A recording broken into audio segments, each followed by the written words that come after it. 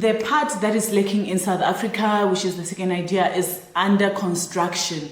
There's nails that you can manufacture.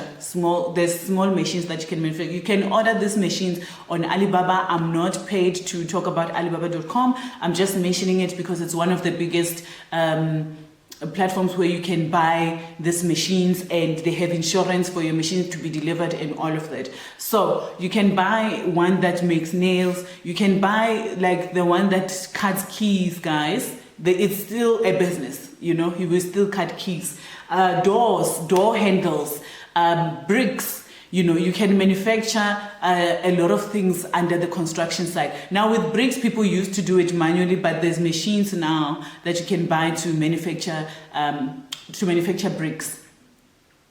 And then you can manufacture metal sheets as well. There's machines for that, or the barbed wire things.